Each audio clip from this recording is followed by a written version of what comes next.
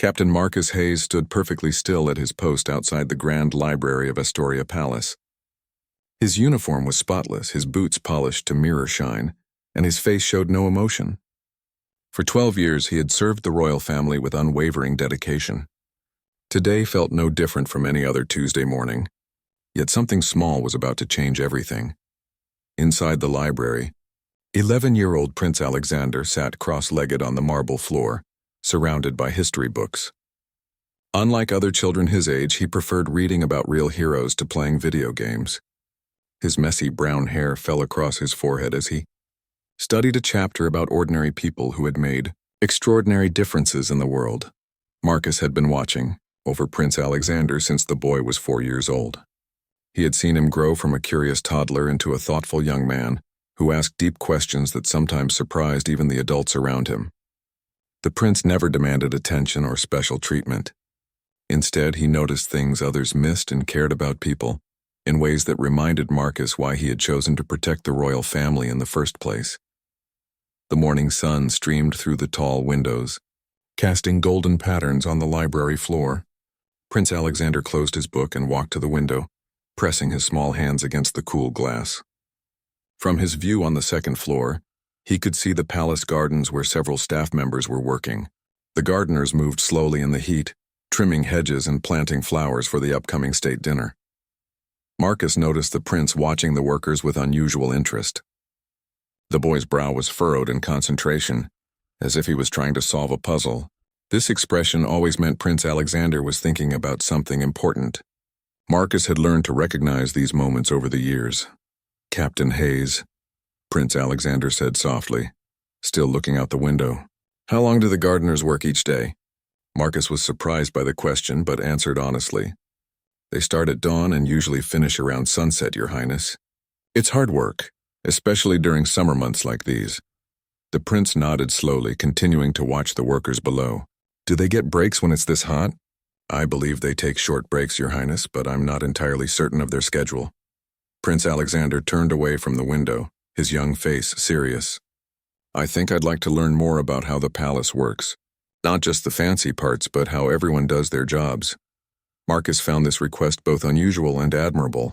Most members of the royal family learned about palace operations through formal briefings and scheduled tours. They rarely showed interest in the daily struggles of the working staff. But Prince Alexander was different.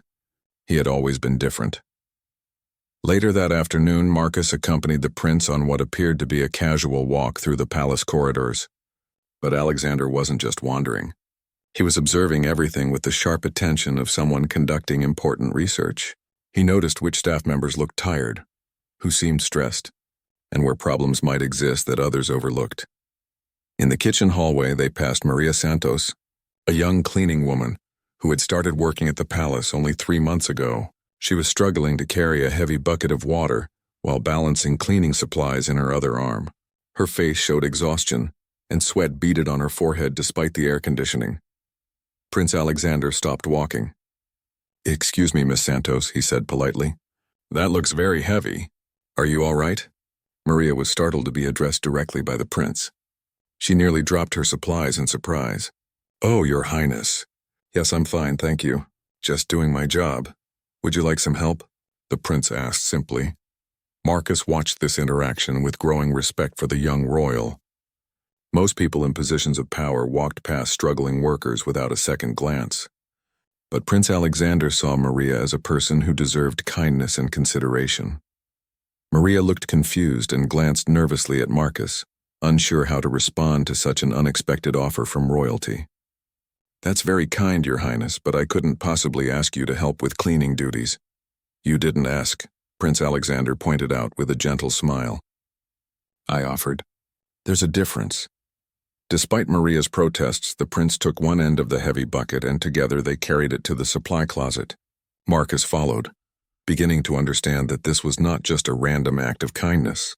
Prince Alexander was learning something important about the people who made his comfortable life possible. That evening, as Marcus completed his shift report, he couldn't stop thinking about the prince's behavior. In 12 years of royal service, he had protected, guided, and watched over the royal family through countless public events, private moments, and daily routines. He had always done his job professionally and without question. But today, watching Prince Alexander interact with the palace staff, Marcus began to examine his own role in a new way. He realized that while he had been focused on protecting the royal family from external threats, he had never considered whether his presence and the rigid protocols he enforced might sometimes create internal barriers between the royals and the people who served them. As he locked his report in the security office filing cabinet, Marcus wondered what tomorrow would bring. Prince Alexander had shown him something today that would be difficult to forget. The boy's natural compassion and genuine curiosity about others had planted a seed of thought that was already beginning to grow into something larger. Marcus had no way of knowing that this single afternoon would set in motion a series of events that would challenge everything he believed about duty, service, and what it truly meant to protect the people he cared about most. The next morning brought an unexpected discovery that would deepen Marcus's growing concerns about palace life. He arrived early for his shift, as always, and found Prince Alexander already in the library. But this time the boy wasn't reading. Instead, he was writing carefully in a small notebook, his tongue poking out slightly in concentration. "Good morning, Your Highness," Marcus said, taking his position by the door. "Good morning, Captain Hayes," Alexander replied, not looking up from his writing. "I'm making a list." Marcus's curiosity got the better of him. "What kind of list, if I may ask?" Prince Alexander glanced up with bright, determined eyes. "I'm writing down all the people who work in the palace and what their jobs are like. Yesterday I learned that the gardeners work 13 hours in this heat, and they only get 2 short breaks. That doesn't seem right." Marcus felt the uncomfortable twist in his stomach. He had never questioned the working conditions of palace staff. His job was to protect the royal family, not to worry about employee schedules or workplace policies. But hearing Prince Alexander's innocent observation made him realize how little attention he had paid to the welfare of his colleagues. "I talked to Mrs. Chen in the kitchen this morning," the prince continued, writing another note. "She told me that the staff cafeteria doesn't have air conditioning, so the cooks and servers have to eat their meals in a room that's over 90 degrees. Meanwhile, we eat in the dining room that's always perfectly cool." Each fact Prince Alexander shared felt like a small stone dropping into Marcus's chest. The boy wasn't complaining or demanding changes. He was simply noticing unfairness and documenting it with the careful attention of someone who planned to do something about it. Around mid-morning, Princess Catherine, Alexander's mother, came to the library looking for her son. She found him still writing in his notebook, completely absorbed in his project. "Alexander, darling, what has captured your attention so completely?" she asked, settling into a chair beside him. "I'm learning about the palace, Mother, but not the parts they show visitors on tours. I want to understand how everyone's life works here." Princess Catherine exchanged a glance with Marcus.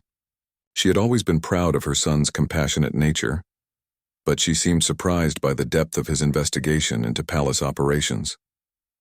"And what have you discovered?" she asked gently. Prince Alexander flipped through several pages of his neat handwriting. "Well, the night security guards work 12-hour shifts, but their break room doesn't have comfortable chairs, so they have to rest standing up or sitting on hard wooden benches. The laundry staff works in the basement where there are no windows, and they rarely see sunlight during their shifts. And the cleaning crews have to provide their own uniforms, which cost them money from their salaries." Princess Catherine's expression grew more serious with each item on Alexander's list. Marcus realized that even she hadn't been fully aware of these conditions. The royal family lived in such comfort that the struggles of their staff had become invisible. "These are important observations," Princess Catherine said carefully. "What do you think should be done about these situations?" "I think we should fix them," Alexander said simply. "If we can afford golden forks for state dinners, we can afford comfortable chairs for the people who keep us safe at night." Marcus watched this conversation with a growing sense of unease. Not because he disagreed with Prince Alexander's conclusions, but because he was beginning to realize how completely he had failed to advocate for the people he worked alongside every day. His role as protector had focused so narrowly on external threats that he had ignored the internal problems that made life difficult for palace employees. That afternoon, Prince Alexander asked if he could visit different areas of the palace to meet more staff members. Marcus accompanied him on what became an eye-opening tour of the working areas most royals never saw. In the laundry facility, they met James Peterson, a man in his 60s who had been washing royal linens for 22 years. The basement room was dim, humid, and filled with the constant noise of industrial washing machines. James explained that the old ventilation system didn't work properly, making the air thick and difficult to breathe. "Do you ever get to work upstairs?" Prince Alexander asked. James smiled sadly. "No, Your Highness. We stay down here. It's not proper for laundry staff to be seen in the main palace areas during working hours." Marcus felt another uncomfortable realization. He had never questioned the invisible barriers that kept different types of palace employees separated. The rigid hierarchy that he helped enforce wasn't just about security or protocol. It was about keeping some people hidden while others remained visible. In the security break room, they found 3 guards trying to rest during their break. The room was small, cramped, and furnished with old equipment that looked like it hadn't been updated in decades. One guard was attempting to sleep on a bench that was too short for his tall frame. Another was eating lunch while standing because there weren't enough chairs for everyone. "How long have the break room facilities been like this?" Prince Alexander asked. "As long as I can remember," one guard replied. "We make do. It's not our place to complain about accommodations." Prince Alexander looked at Marcus with an expression that seemed far too mature for an 11-year-old boy. "Captain Hayes, is it really not their place to ask for basic comfort while they're protecting our family?" Marcus found himself unable to answer immediately. The question cut to the heart of something he had never examined closely. Why had he accepted that the people responsible for palace security should work under conditions that no one would consider adequate? Why had he never advocated for better treatment of his fellow guards? That evening, as Marcus completed his daily security rounds, he saw the palace with completely new eyes. Every tired face, every person working in difficult conditions, every small act of service that he had previously taken for granted now seemed to carry weight and significance. He paused outside the night security station and really looked at the guards beginning their 12-hour shift. These were good people, dedicated professionals who took their responsibilities seriously. They deserved better working conditions, and Marcus realized that as senior security officer, he had the authority to recommend improvements. But more troubling than the physical conditions was the growing awareness that the entire palace culture seemed designed to keep certain people invisible and voiceless. Prince Alexander, with his natural empathy and fresh perspective, was revealing problems that had existed for years right under Marcus's nose. As he walked through the quiet corridors toward his own quarters, Marcus wondered how many other issues he had overlooked in his focus on traditional security concerns. Prince Alexander's simple questions were forcing him to confront uncomfortable truths about his own role in maintaining systems that didn't serve everyone fairly. The young prince's quiet investigation was becoming something much larger than a child's curiosity about palace operations. It was becoming a mirror that reflected the moral compromises adults made when they stopped questioning whether their actions aligned with their values. By the 3rd day of Prince Alexander's unofficial investigation, word had begun to spread among the palace staff that the young royal was taking genuine interest in their working conditions. This created an atmosphere of cautious hope, mixed with nervous uncertainty. Staff members weren't sure whether to be encouraged by the prince's attention or worried about potential consequences. Marcus noticed the change immediately. Workers who usually moved through the palace invisibly were now making eye contact with him, as if wondering whether he supported Prince Alexander's inquiries or viewed them as inappropriate. The comfortable distance he had always maintained between his security duties and staff welfare was becoming impossible to preserve. Lord Pemberton, the palace administrator, requested a meeting with Marcus that morning. Pemberton was a stern man in his 50s who had managed palace operations for over 2 decades with rigid efficiency. He valued order, tradition, and maintaining clear boundaries between different levels of staff. "Captain Hayes," Pemberton began, settling behind his imposing desk, "I understand Prince Alexander has been conducting informal interviews with palace employees. While I appreciate his curiosity about palace operations, I'm concerned about the disruption this might cause to established routines." Marcus chose his words carefully. "Prince Alexander seems genuinely interested in understanding how the palace functions, my lord." His questions had been respectful and brief. "Nevertheless," Pemberton continued, "it's important that we maintain proper protocols.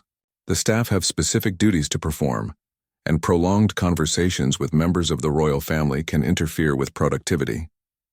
I trust you understand the importance of guiding the prince toward more appropriate educational activities. Marcus felt a familiar tightness in his chest. Throughout his career, he had followed orders without question, trusting that palace administrators made decisions in everyone's best interest. But Prince Alexander's simple observations had begun to crack that certainty. Of course, my lord, Marcus replied. However, Prince Alexander's interactions with staff have been quite positive. Several employees have mentioned feeling appreciated for their service. Lord Pemberton's expression hardened slightly. Captain Hayes, appreciation is expressed through proper channels during annual reviews and formal recognition ceremonies. Informal conversations between royalty and staff can create unrealistic expectations and disrupt established hierarchies. As Marcus left the meeting, he realized that Pemberton's concerns weren't really about productivity or efficiency. They were about maintaining a system that kept certain people in their designated places, without voice or visibility. The administrator was worried that Prince Alexander's genuine interest in staff welfare might encourage workers to expect better treatment or to speak up about problems. That afternoon, Prince Alexander made a decision that surprised everyone, including Marcus. After finishing his lessons, the prince asked to visit the staff cafeteria during the workers' lunch hour. This request violated several unwritten rules about royal family interactions with employees. Your Highness, Marcus said carefully, the staff cafeteria isn't typically included in palace tours for the royal family. That's exactly why I want to see it, Alexander replied with simple logic. If I'm going to live in this palace my whole life, shouldn't I understand what life is like for everyone who lives and works here? Marcus found himself in an impossible position. His duty was to protect and guide Prince Alexander, but the boy's request seemed both reasonable and morally justified. How could he explain that the prince shouldn't care about the conditions under which palace employees ate their meals? They arrived at the staff cafeteria during the busiest part of lunch service. The contrast with the royal dining rooms was striking. The room was crowded, poorly lit, and uncomfortably warm. Workers sat at long tables with minimal space between them, eating quickly before returning to their duties. The noise level was high, and the overall atmosphere felt rushed and stressful rather than restful. Prince Alexander moved through the cafeteria quietly, greeting staff members and asking simple questions about their work and their meal breaks. His presence created a mixture of excitement and nervousness among the workers, who clearly weren't accustomed to royal attention. How much time do you have for lunch? Alexander asked Maria Santos, whom they had met earlier in the week. 30 minutes, Your Highness, Maria replied. But it takes time to walk here from the cleaning areas, so really about 20 minutes to eat. Is that enough time? Maria glanced nervously at Marcus, unsure whether honesty was safe. We make it work, Your Highness. Prince Alexander noticed her hesitation. I'm not trying to get anyone in trouble, he said gently. I just want to understand how things really are. Marcus watched this interaction with growing admiration for the prince's emotional intelligence. Despite his youth, Alexander understood that his questions might put workers in difficult positions, and he was trying to create space for honest conversation. But the visit also revealed the extent of the problems Prince Alexander had been documenting. The cafeteria served functional but uninspiring food, the seating was uncomfortable, and the overall environment suggested that employee meals were viewed as necessary fuel rather than opportunities for rest and social connection. When they left the cafeteria, Prince Alexander was unusually quiet. Marcus could see that the experience had affected him deeply.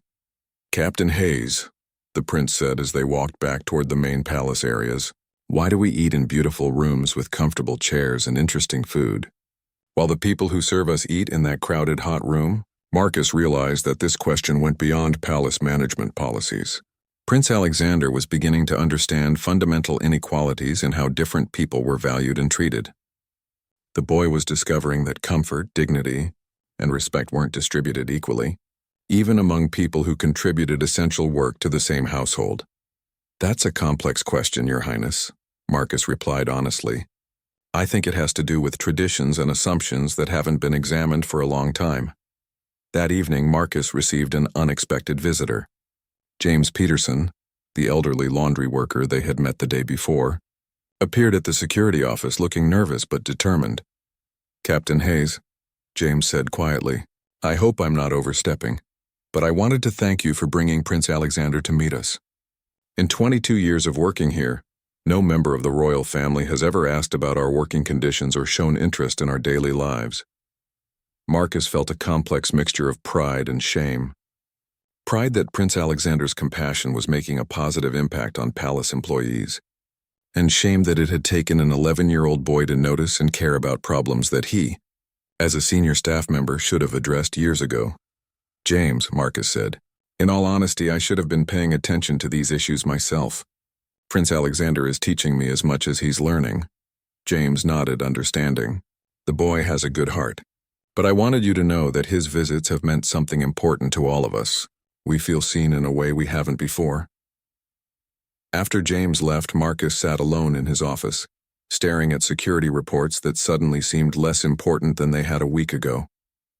Prince Alexander's quiet investigation was revealing that the palace's most serious security vulnerability might not be external threats, but internal systems that failed to protect the dignity and welfare of the people who made royal life possible. The young prince's low-key but persistent actions were forcing everyone around him to confront uncomfortable questions about fairness, respect, and moral responsibility. And Marcus was beginning to realize that his own role in maintaining these systems was becoming impossible to reconcile with his growing understanding of what true service should look like. Prince Alexander's approach to solving problems turned out to be as thoughtful and strategic as his method of discovering them. Rather than making dramatic demands or emotional appeals, he began implementing small changes that demonstrated practical solutions to the issues he had identified. The first sign of his plan appeared on Thursday morning when Marcus found the prince in the library, but this time he wasn't alone. Princess Catherine sat beside him, and they were reviewing architectural plans of the palace spread across a large table. "Good morning, Captain Hayes," Alexander said brightly. "Mother and I are looking at ways to improve the staff areas without disrupting the historical sections of the palace." Marcus approached cautiously, curious about what the prince had in mind. The architectural drawings showed the basement levels, service corridors, and staff facilities that most royal family members never saw or thought about. "We've identified several modifications that would significantly improve working conditions," Princess Catherine explained, her finger tracing various areas on the plans. "Better ventilation for the laundry facility, air conditioning for the staff cafeteria, and expanded break areas for security personnel." Prince Alexander pointed to specific locations on the blueprints. "Look, Captain Hayes, if we remove this unused storage room, we could create a proper rest area for the night guards with comfortable furniture and windows for natural light. And this space here could become a quiet room where staff can take breaks without noise from the main work areas." Marcus studied the plans with growing amazement. These weren't superficial cosmetic changes or expensive luxury additions. They were practical, thoughtful improvements that addressed the specific problems Prince Alexander had documented during his investigation. These modifications would make a real difference in daily working conditions, Marcus admitted. "Have you discussed this with Lord Pemberton?" Princess Catherine and Prince Alexander exchanged a meaningful look. "We plan to present these proposals at tomorrow's administrative meeting," Princess Catherine said. "Alexander will be presenting his findings to the full palace management team." Marcus felt a surge of both pride and anxiety. Pride that Prince Alexander was prepared to advocate formally for palace staff, and anxiety about how the administrative team would respond to being essentially told by an 11-year-old that their management of employee welfare was inadequate. Later that morning, Marcus was summoned to another meeting with Lord Pemberton, but this time the administrator was not alone. Sir William Crawford, the palace secretary, and Mrs. Eleanor Hartwell, director of royal protocol, were also present. Their expressions suggested this was not going to be a friendly conversation. "Captain Hayes," Lord Pemberton began, "we understand that Prince Alexander has developed some rather ambitious ideas about modifying palace operations. While we appreciate his interest in palace administration, we have concerns about encouraging unrealistic expectations among staff members." Sir William leaned forward. "The prince's interactions with employees have created a sense of anticipation for changes that may not be practical or financially feasible. This could lead to disappointment and resentment if expectations aren't met." Mrs. Hartwell added, "There are also protocol considerations. The royal family maintaining appropriate distance from daily operational matters helps preserve the dignity and mystique essential to the monarchy's public image." Marcus listened to their concerns with growing discomfort. These weren't unreasonable people, and their worries about managing expectations and maintaining protocol weren't entirely unfounded. But their arguments felt hollow when weighed against the genuine problems Prince Alexander had identified and the real suffering of palace employees working under poor conditions. "What would you like me to do?" Marcus asked carefully. "We need you to guide Prince Alexander toward more appropriate interests," Lord Pemberton replied.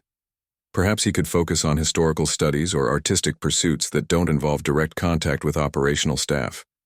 "In other words," Sir William clarified, "we need you to help the prince understand that while his compassion is admirable, there are proper channels and procedures for addressing workplace concerns."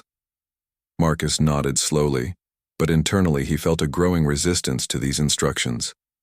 How could he convince Prince Alexander to ignore the problems he had discovered? How could he ask a compassionate child to stop caring about people who were struggling? That afternoon brought an incident that crystallized Marcus's internal conflict. While escorting Prince Alexander through the palace corridors, they encountered Elena Rodriguez, a young woman who worked in the kitchen staff. Elena was sitting on the floor in a service hallway, looking pale and exhausted. "Are you all right?" Prince Alexander asked immediately, kneeling beside her. "Just feeling a bit dizzy, Your Highness," Elena replied weakly. "It's very hot in the kitchen today and I haven't had a break yet." Prince Alexander looked at his watch. "It's 3 o'clock. When did your shift start?" 6 this morning, Your Highness." Marcus realized that Elena had been working for 9 hours in extreme heat without adequate rest. This wasn't just uncomfortable working conditions, it was potentially dangerous to her health. "Captain Hayes," Prince Alexander said with quiet authority that reminded Marcus the boy would someday be king, "please call for medical assistance and help Elena to a cool room where she can rest properly." Marcus found himself at a crossroads. Following Lord Pemberton's instructions would mean discouraging Prince Alexander from this type of direct intervention in staff welfare. But ignoring a potentially serious health situation would violate his most basic duties as a protector and decent human being. He chose to follow Prince Alexander's instructions, helping Elena to an air-conditioned room and calling for medical attention. The palace nurse determined that Elena was suffering from heat exhaustion and dehydration, conditions that could have become dangerous if ignored. As they waited for Elena to recover, Prince Alexander turned to Marcus with an expression that seemed far older than his 11 years. "Captain Hayes," the prince said quietly, "tomorrow I'm going to ask the administrative team to approve immediate improvements to working conditions. I know they might not want to make these changes, but I think it's the right thing to do." Marcus looked at this young boy who was displaying more moral courage than many adults he had known. Prince Alexander wasn't seeking attention or trying to rebel against authority. He was simply refusing to accept that people under his family's care should suffer when solutions were available. "What if they say no?" Marcus asked. Prince Alexander considered this seriously. "Then I'll have to decide whether being a prince means doing what's comfortable for administrators, or doing what's right for people who depend on us." That evening, Marcus sat in his quarters writing his own report about the week's events. But instead of the usual security summary, he found himself documenting the same workplace problems that Prince Alexander had identified. He described Elena's heat exhaustion, the inadequate break facilities, the poor ventilation, and the general lack of attention to employee welfare. As he wrote, Marcus realized that his role as protector extended beyond defending the royal family from external threats. He was supposed to protect their safety, their reputation, and their moral integrity. Allowing preventable suffering among palace staff threatened all three. Prince Alexander's low-key but determined investigation had revealed that the palace's greatest vulnerability wasn't foreign agents or security breaches. It was the moral compromise of maintaining systems that treated some people as less deserving of basic dignity and comfort than others.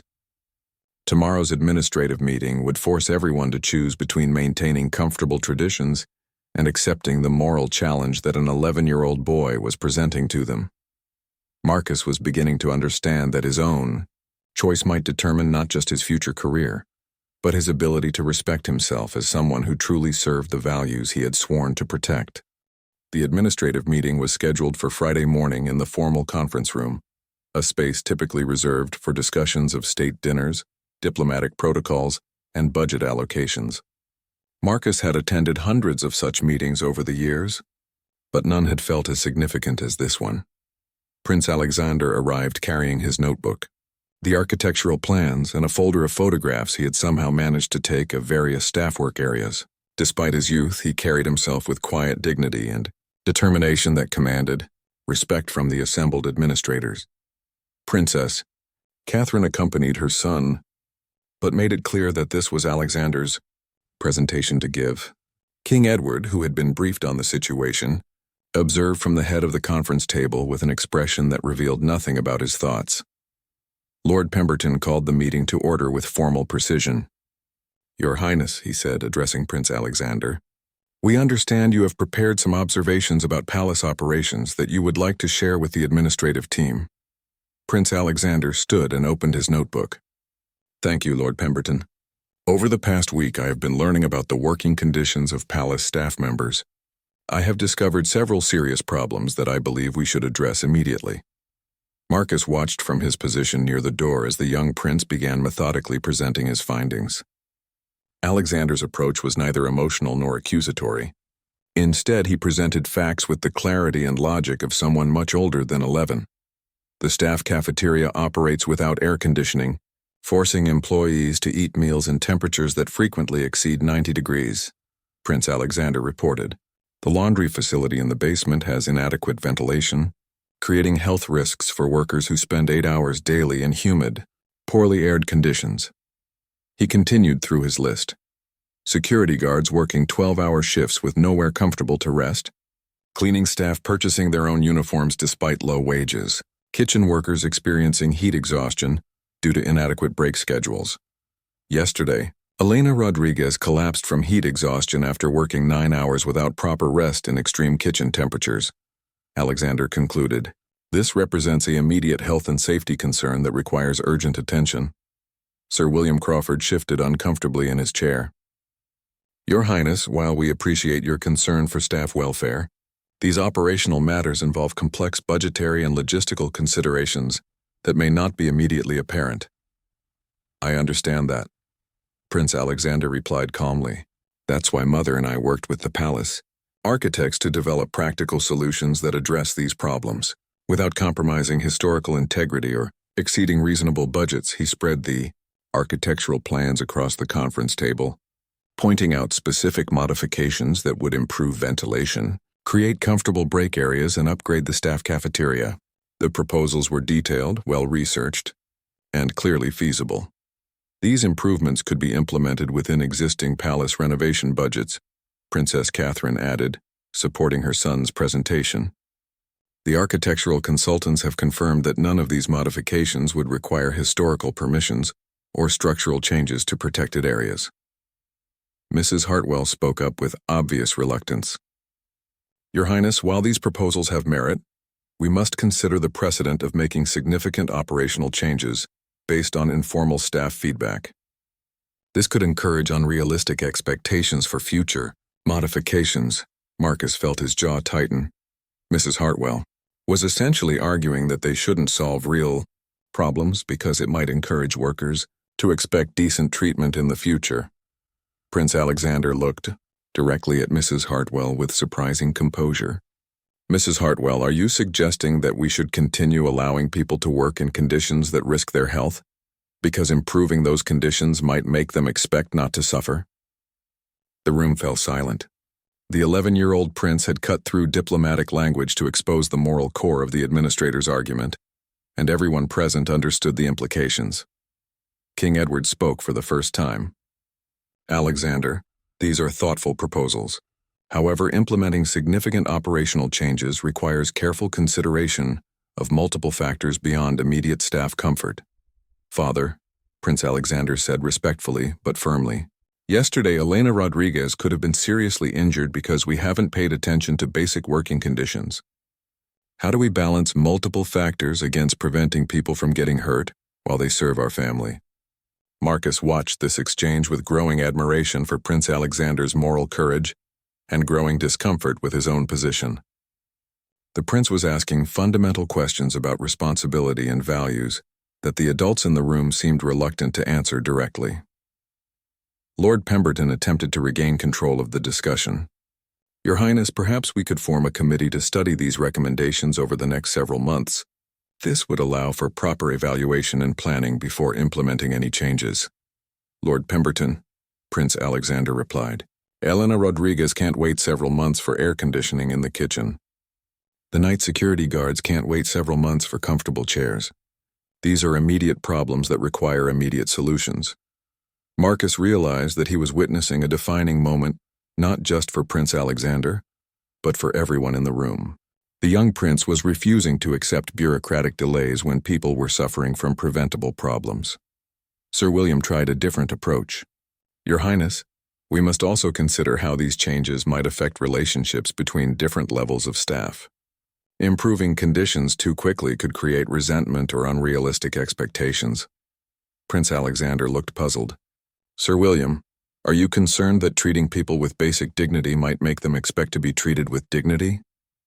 Again, the room fell silent. The prince's innocent questions were exposing the logical contradictions in arguments designed to maintain systems that everyone knew were unfair. Marcus found himself facing a moment of absolute clarity. He could continue following orders to discourage Prince Alexander's advocacy for staff welfare, or he could support a young boy who was demonstrating more moral leadership than the adults around him. Your Majesty, Marcus said, stepping forward from his position by the door, if I may speak. King Edward nodded permission. I have served this palace for 12 years, Marcus continued, his voice steady despite his racing heart. I have observed the working conditions Prince Alexander has documented, and I can confirm that his concerns are accurate and urgent. More importantly, his proposed solutions are practical and necessary. Lord Pemberton's expression hardened. Captain Hayes, your role is security, not personnel management. My role is to protect this family, Marcus replied firmly. That includes protecting their safety, their reputation, and their moral integrity. Allowing preventable suffering among palace staff threatens all three. Prince Alexander looked at Marcus with gratitude and respect that made the captain's chest tighten with emotion. This young boy had shown more courage in 1 week than Marcus had demonstrated in 12 years of service.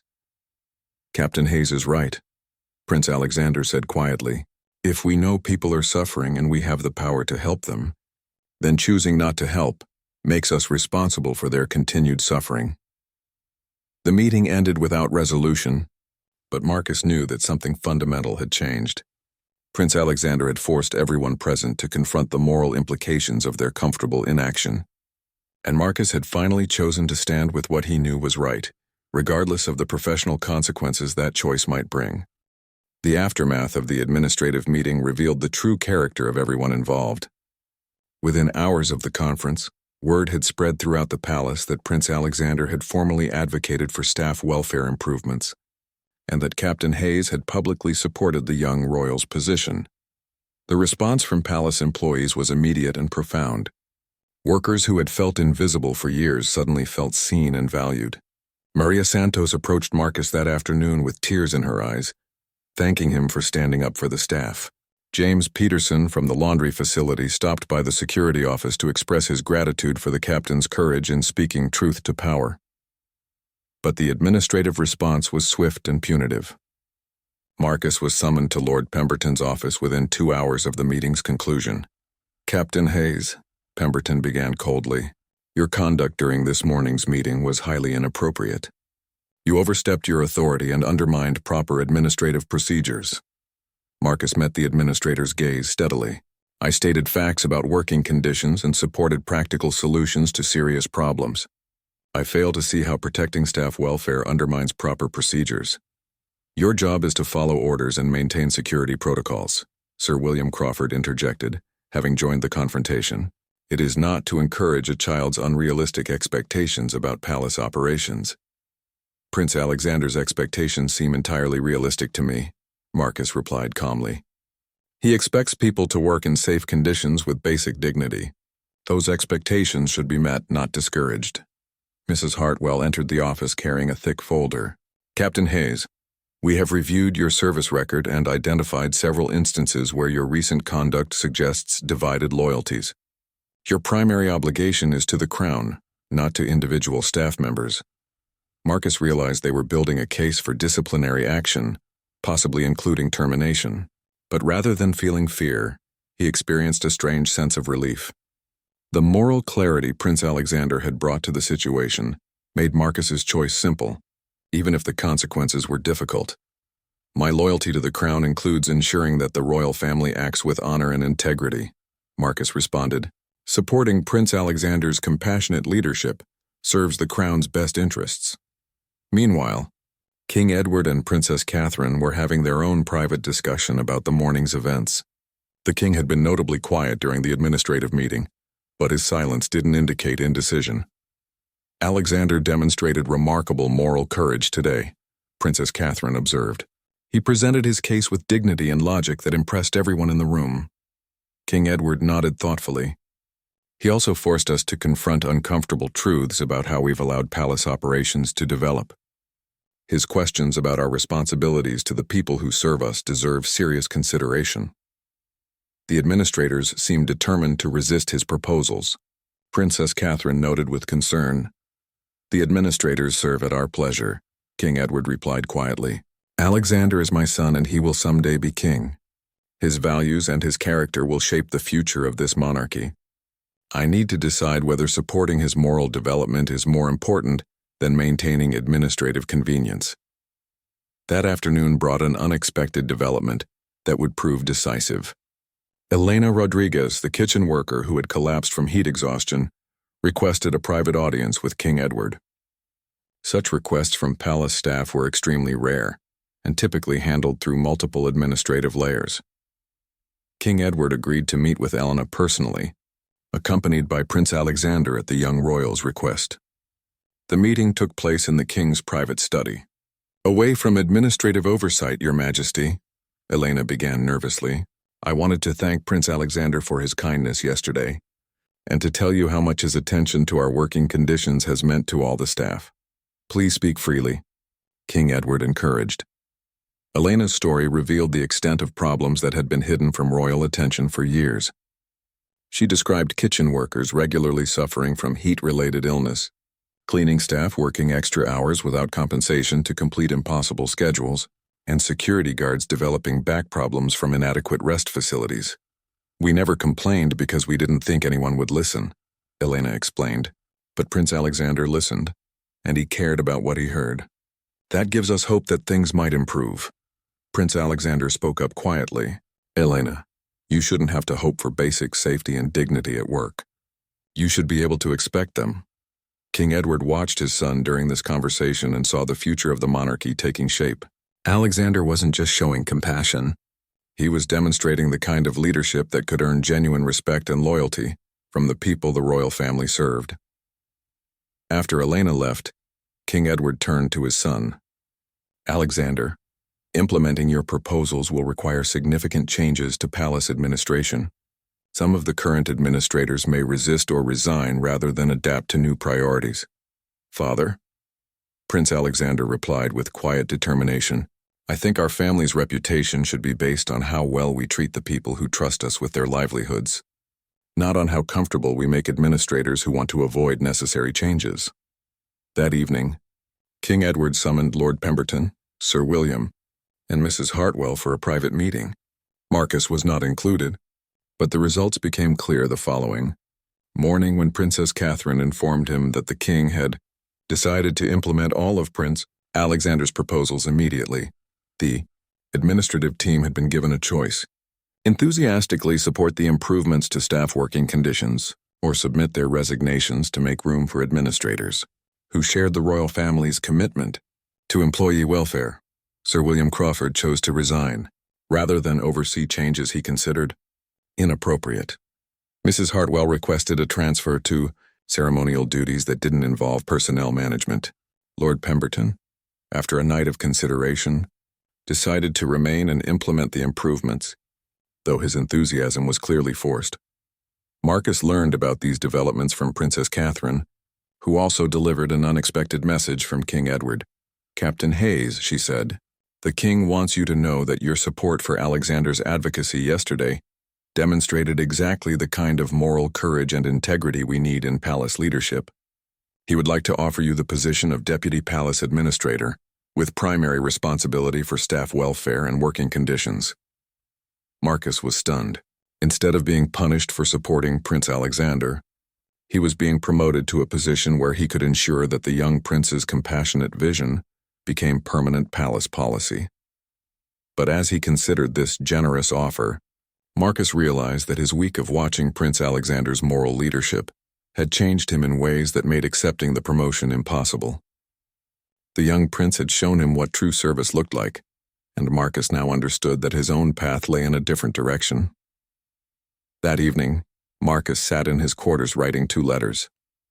One was his response to King Edward's offer. The other was his formal resignation from palace service, effective in 2 weeks.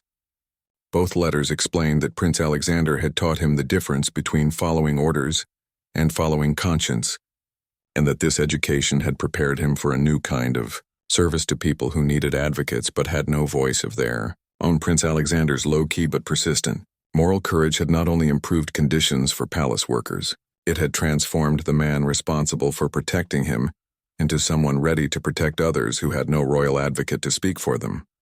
Marcus spent his final 2 weeks at the palace watching Prince Alexander's vision transform into reality with remarkable speed. Construction crews installed air conditioning in the staff cafeteria within 3 days. New furniture arrived for the security break rooms, and additional rest periods were immediately added to kitchen worker schedules. The basement laundry facility received powerful ventilation systems that filled the workspace with fresh air for the first time in decades. But the most significant change wasn't physical. It was the transformation in palace atmosphere, as staff members realized that their welfare genuinely mattered to the royal family. Workers moved through the corridors with increased dignity and confidence, knowing that their concerns would be heard and addressed. Elena Rodriguez returned to work with a smile that hadn't been seen before her heat exhaustion incident. James Peterson from the laundry facility reported that the new ventilation system had eliminated the breathing problems that had plagued him for years. The night security guards expressed amazement at being able to rest comfortably during their breaks. Describing the change as life-changing after years of physical discomfort, Marcus observed these improvements with deep satisfaction, but also with growing certainty about his own decision. Prince Alexander had shown him that true. Leadership meant identifying problems others ignored and taking action despite resistance, from those who preferred comfortable inaction. On his second to last day of service, Marcus requested a private conversation with Prince Alexander. They met in the library where the young prince had begun his investigation just 2 weeks earlier, though it felt like months had passed since then. "Your Highness," Marcus began, settling into a chair across from the prince, "I wanted to tell you personally that I will be leaving palace service tomorrow." Prince Alexander looked up from his book with surprise and concern. "Are you in trouble because you supported my proposals? Father told me that he offered you a promotion, not a punishment." "No trouble at all," Marcus assured him with a smile. "Your father's offer was generous and unexpected. He wanted me to oversee staff welfare as Deputy Palace Administrator." "That sounds like the perfect job for you," Alexander said, clearly puzzled. "You understand the problems and you care about solving them. Why wouldn't you accept?" Marcus had spent considerable time preparing for this conversation, knowing that Prince Alexander deserved a thoughtful explanation for his decision. "Your Highness, watching you these past 2 weeks has taught me something important about service and leadership.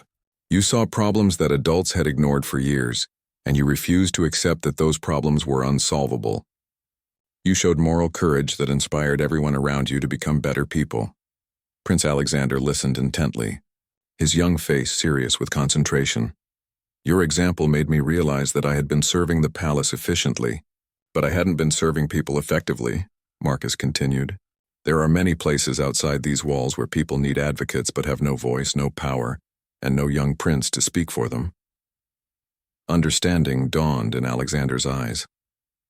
You're leaving to help other people who are in situations like our staff was in. Exactly, Marcus confirmed. I'm going to work with an organization that advocates for workers' rights and safe working conditions in places where no one is paying attention to employee welfare. Your compassion showed me that my skills and experience could make a difference for people who have no other protection. Prince Alexander was quiet for several moments, processing this information. When he spoke again, his voice carried a maturity that continued to amaze Marcus. I'm sad that you're leaving, the prince said honestly. But I understand why you have to go. You're choosing to help people who need help more than we do. Your Highness, Marcus replied. In 12 years of royal service, I have never been as proud to work for this family as I have been this week, watching you refuse to ignore suffering when you had the power to address it. They shook hands formally, but then Prince Alexander surprised Marcus by stepping forward for a brief, dignified embrace that conveyed respect and gratitude beyond his years. Marcus's final day included farewell conversations with palace staff members whose lives had been improved by Prince Alexander's advocacy. Maria Santos presented him with a handwritten note signed by dozens of employees, thanking him for standing with them when it mattered most. James Peterson offered a simple but profound observation. Captain, you helped a young prince become the kind of leader this country needs. The most difficult goodbye came from Princess Catherine, who had supported her son's moral development despite administrative pressure to discourage his advocacy. Marcus, she said during their final meeting, Alexander learned something invaluable from watching you choose conscience over convenience. That lesson will serve him well when he becomes king. Your Highness, Marcus replied. Prince Alexander taught me that real leadership means caring more about doing what's right than about avoiding discomfort. I will carry that lesson into everything I do from now on. King Edward's farewell was brief but meaningful. Captain Hayes, your service to this family extends far beyond security duties. You helped shape my son's character during a crucial period of his development. That contribution will benefit this monarchy for generations. As Marcus walked through the palace corridors for the final time, he noticed changes that went beyond new air conditioning and comfortable furniture. Staff members made eye contact with him, smiled, and moved with confidence that hadn't existed 2 weeks earlier. Prince Alexander's compassionate leadership had created lasting transformation in palace culture. Marcus's replacement, Captain Sarah Mitchell, was a thoughtful woman who had specifically requested the assignment after learning about the recent improvements to staff welfare. During their transition meeting, she expressed admiration for the changes and commitment to maintaining the new standards of employee care. Captain Hayes, she said, I hope to serve Prince Alexander with the same integrity you've demonstrated. His advocacy for palace workers has earned respect throughout the Royal Protection Services. Marcus left the palace that evening carrying 2 things. A letter of recommendation from King Edward that praised his moral courage and integrity, and a small notebook that Prince Alexander had given him. The notebook contained names and contact information for advocacy organizations that worked with vulnerable employee populations. For your new mission, Prince Alexander had written on the first page, thank you for showing me that protecting people sometimes means challenging the systems that fail them. 6 months later, Marcus received a letter from the palace informing him that Prince Alexander had established an annual award recognizing palace employees who demonstrated exceptional service. The first recipient was Elena Rodriguez, who had been promoted to kitchen supervisor and had implemented additional safety protocols that prevented heat-related injuries. The letter also mentioned that Prince Alexander frequently asked about Marcus's work with the Workers' Rights Advocacy Center, where the former Royal Guard had become a senior investigator, specializing in workplace safety violations. Marcus smiled as he read about Prince Alexander's continued commitment to employee welfare and moral leadership. The young prince's low-key but determined actions had created ripple effects that extended far beyond palace walls, inspiring others to choose compassion over convenience and courage over comfort. The boy who had refused to ignore suffering when he had the power to address it was growing into exactly the kind of leader the world needed. And Marcus, transformed by witnessing that moral courage, had found his own path to serving people who needed protection, but had no royal advocate to speak for them. Prince Alexander's quiet strength had moved mountains, starting with the mountain of indifference in one palace guard's heart. and extending outward to touch lives that would never know the young royal's name, but would benefit from the compassion he had sparked in others.